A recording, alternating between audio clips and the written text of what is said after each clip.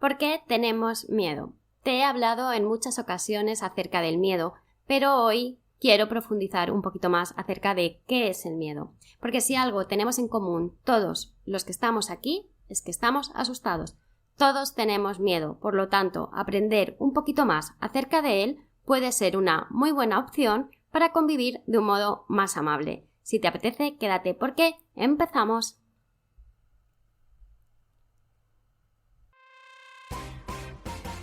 ¿Y tú? ¿Disfrutar del viaje de tu vida? Este podcast surge de la necesidad imperiosa de aprender a vivir la vida,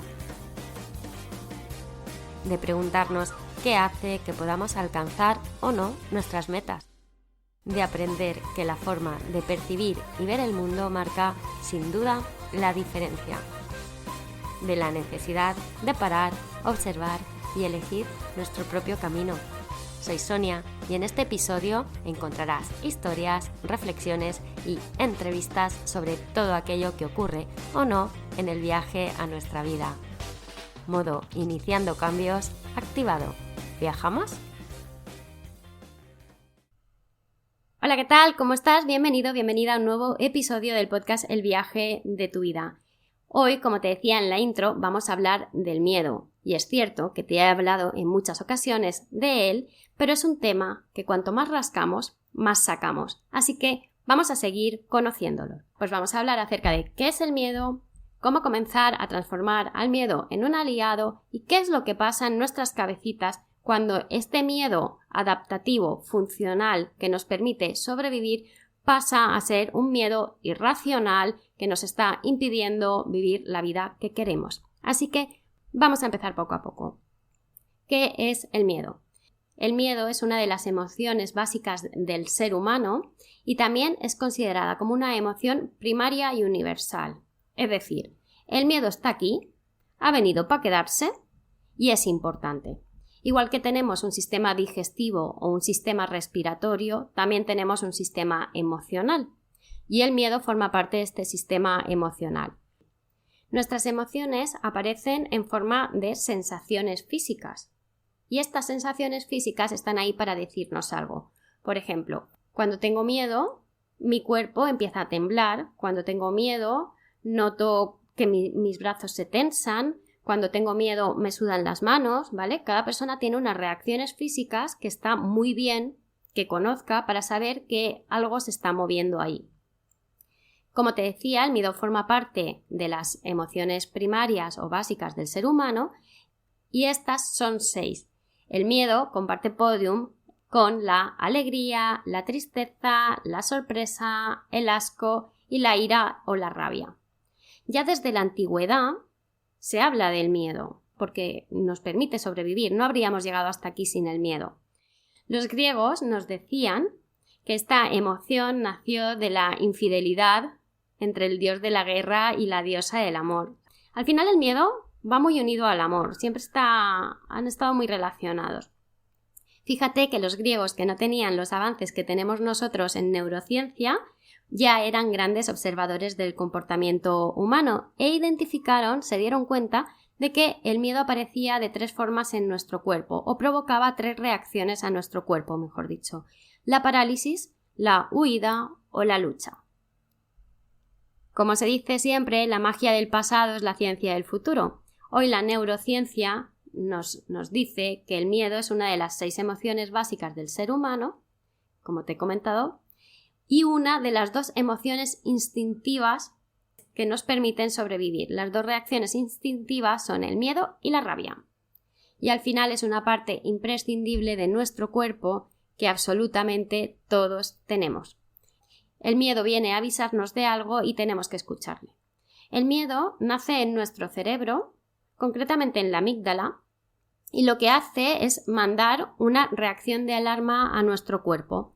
En muchas ocasiones sentir miedo nos resulta desagradable, obvio, y por eso lo etiquetamos como una emoción negativa.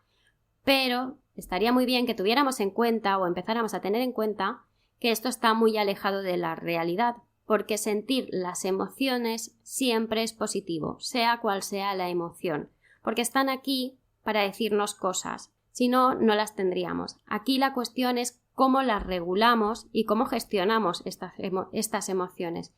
Todas las emociones bien reguladas y gestionadas son buenas para nosotros. Todas las emociones tienen su porqué, tienen su para qué y ejercen su función. Por lo tanto, es probable que ahora pues te estés preguntando ¿y para qué sirve el miedo, no? A mí no me gusta el miedo, ¿para qué me sirve el miedo? Como te vengo diciendo, si el miedo está presente en todos los seres humanos, es por algo. El miedo es un mecanismo para adaptarnos al entorno y a los peligros que pueden aparecer. Al final su función es la de protegernos ante situaciones de riesgo. El miedo se activa cuando detectamos una amenaza y lo que hace es que nos retiremos de esa situación, ¿no? Esta amenaza bien puede ser una amenaza a nuestra integridad física, a nuestra vida, pero también puede ser una amenaza a nuestra reputación, a nuestra autoestima, al autoconcepto, a nuestra seguridad, y todo esto va a depender pues de las ideas y creencias que tengamos acerca de nosotros mismos y de la vida, las del segundo caso, las que el miedo a nuestra reputación o esta amenaza a nuestra reputación, la autoestima, autoconcepto. Depende de las gafas con las que yo esté viendo el mundo, depende de los aprendizajes que yo haya tenido a lo largo de mi vida, lo voy a ver de un modo u otro. Es decir, depende del filtro mental que yo esté poniendo, voy a reaccionar ante este miedo de una forma o de otra. En definitiva, el miedo nos ayuda a alejarnos de una situación que no estamos preparados para afrontar. ¿Qué pasaría si no existiera el miedo? Pues como te vengo comentando, su función fundamental es la de asegurar nuestra supervivencia. Por lo tanto, sin miedo, pues actuaríamos de forma temeraria, nos pondríamos en peligro y probablemente, pues, moriríamos. Ya solo por esto podemos llegar a la conclusión de que el miedo tiene una gran importancia. Y es que actúa como regulador de nuestra conducta, nos avisa de los peligros y actuamos en consecuencia. Por lo tanto, el miedo nos cuida. En el momento que empecemos a ver que el miedo está aquí para ayudarnos y cuidarnos, podemos empezar a darle otra perspectiva, a darle otra visión a estos momentos en los que aparece en nuestra vida. Si el miedo en sí mismo es positivo e imprescindible, ¿por qué termina en algunas ocasiones resultando un problema? Pues esto ocurre cuando el miedo que sentimos es disfuncional, es decir, cuando la situación que nos genera miedo al final es peor para nosotros que lo que de verdad ocurriría si no sintiéramos ese miedo.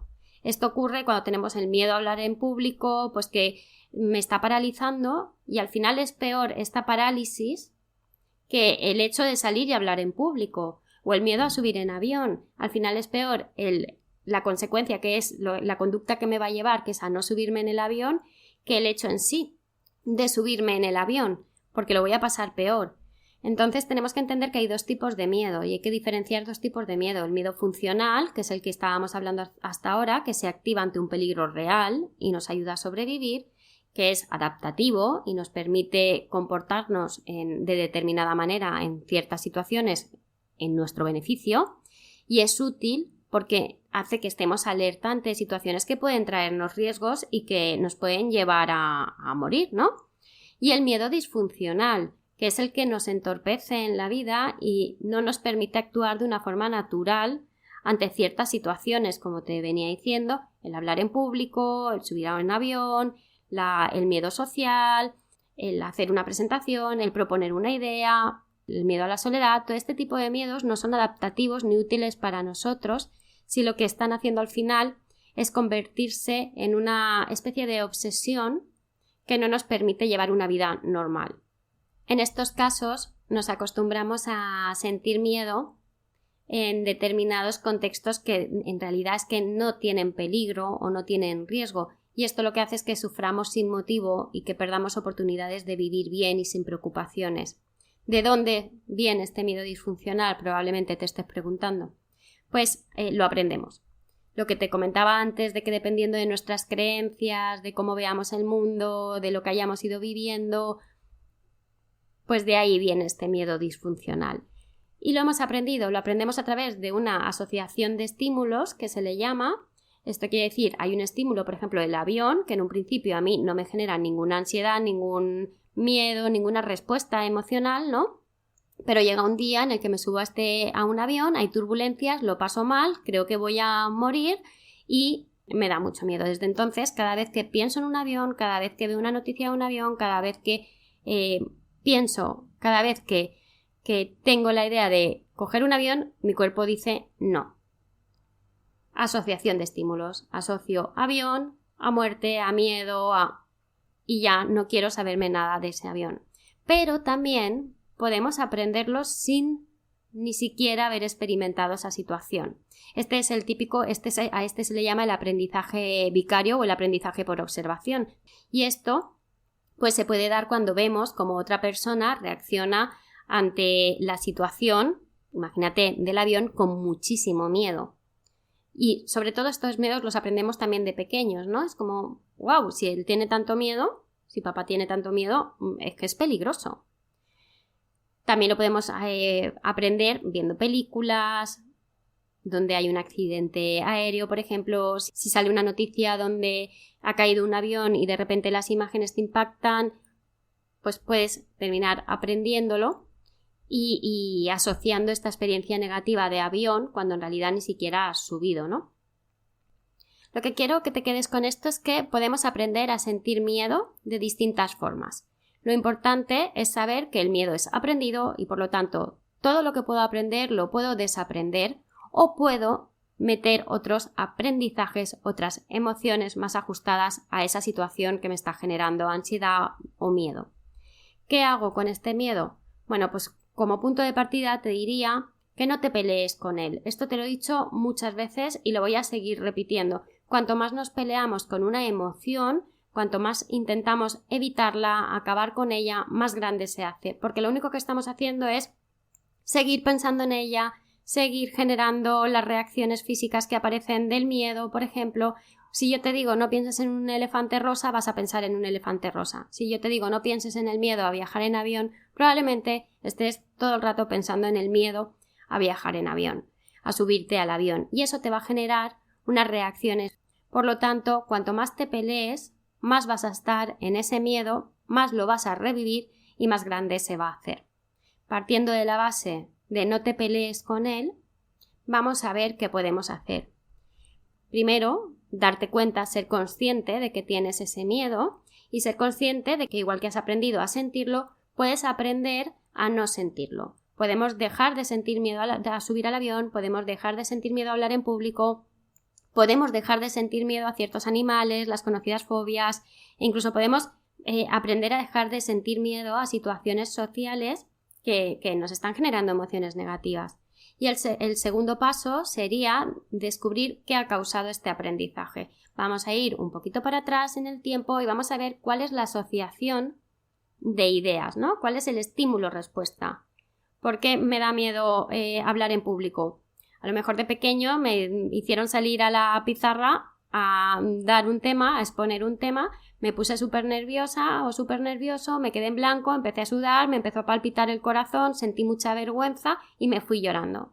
Y desde ese momento creo que soy incapaz de hablar en público y tengo mucho miedo a hablar en público y, por supuesto, no pienso pasar por ninguna situación en la que tenga que hablar en público, aunque eso me lleve a perder opciones laborales. ¿Vale? Entonces vamos a buscar dónde empezó este miedo para poder buscar emociones, situaciones, pensamientos que nos permitan experimentar otros momentos en los que hemos aprendido a solventar esta situación. Una vez conocemos de dónde viene este miedo, ya podemos, y el cómo nos comportamos cuando sentimos este miedo, tenemos una gran parte del camino hecho. Ahora tenemos que saber qué es lo que estamos haciendo para mantener este miedo.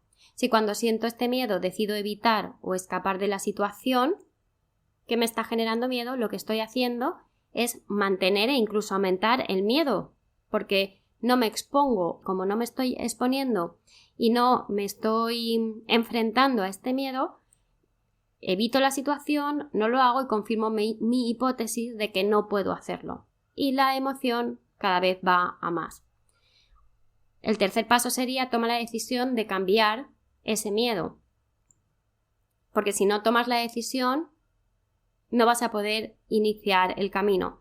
Muchas veces queremos enfrentarnos a estos miedos o superar estos miedos, pero no queremos pasar por ese proceso, es que vamos a tener que trabajar sobre él, y trabajar sobre las emociones no siempre es cómodo, pero te aseguro que siempre es beneficioso. Por lo tanto, si decides querer superar ese miedo, tienes mucho avanzado, pero tienes que querer.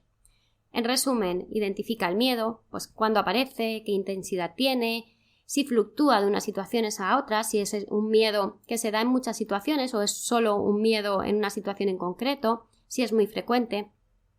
Somete tu miedo a prueba. ¿Los datos de la realidad justifican ese miedo? ¿Cuántas veces me he subido en el avión y ha habido turbulencias? ¿Cuántas veces se ha caído un avión al año? ¿Cuántas veces me he puesto a hablar en público y me he ido porque me he quedado completamente en blanco? Vamos a comprobar, ¿no? Vamos a buscar esas pruebas que tenemos. Reflexiona sobre las consecuencias de lo que temes. ¿Qué es lo más grave que podría pasar si ese miedo es real? ¿Qué es lo más grave que podría pasar si voy a hacer esa presentación y me tengo que salir de la sala?